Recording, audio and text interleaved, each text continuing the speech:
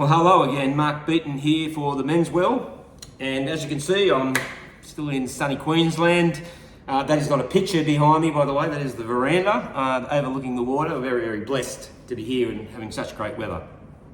Today I want to talk about the fourth point of the Men's Well Charter, and that is fact versus fiction.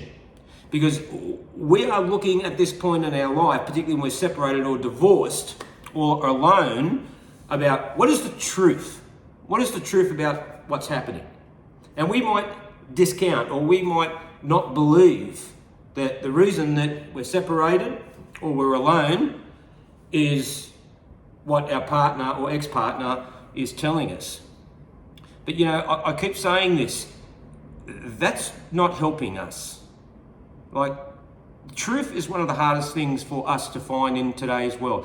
With 8 billion people in the world and the internet, you can now get 8 billion opinions about what is truth and what is not. Truth has been very camouflaged by a lot of different opinions. So why is it important then that we try and separate fact from fiction? Well, another way of phrasing this would be, say, evidence versus opinion, or your beliefs versus the truth.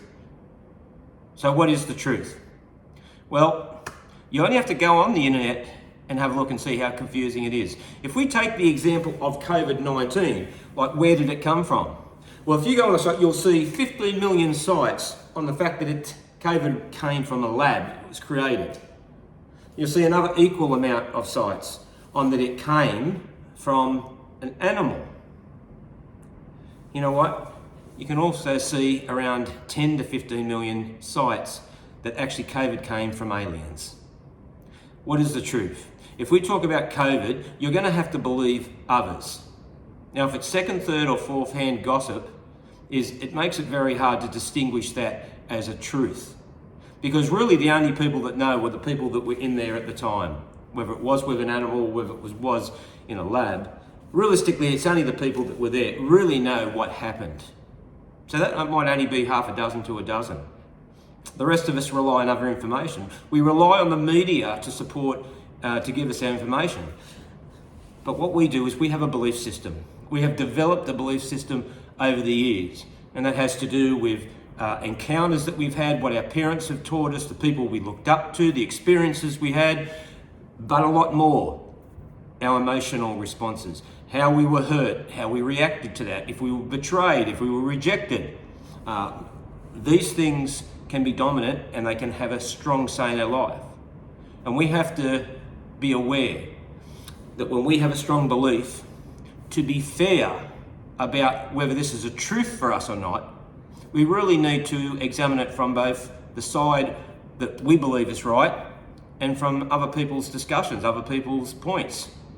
Because let us be fair, we need to look at what other people say or what the other side is saying to distinguish that, yes, I can see what they're saying there, but I'm going to discount that because that doesn't for me add up. We need to have a bit of an investigation. And unless we look at the other side, we can't distinguish really if what we believe our truth is accurate. And that's what we want, because accurate information for us is going to help us, particularly in these stages of where we're emotionally vulnerable and open to a reaction.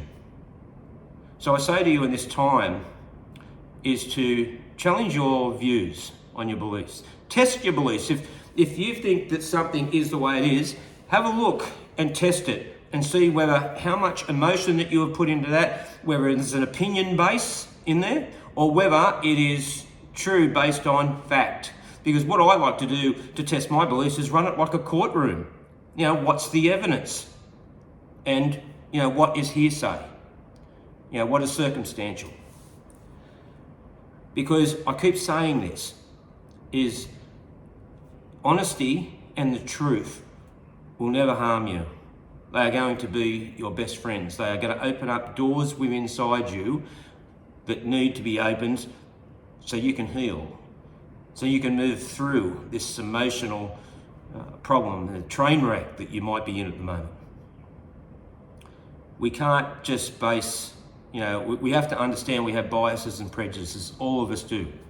And if we can name them, if you can find out what they are, that helps when you start to come to a belief.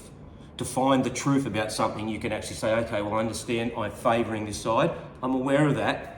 That's got to come into your calculation of what's the truth. So separating fact from fiction, particularly if you're separated or divorced, what's actually happening in your life? Why has your partner left you? These are good questions to ask yourself, but look for evidence-based information.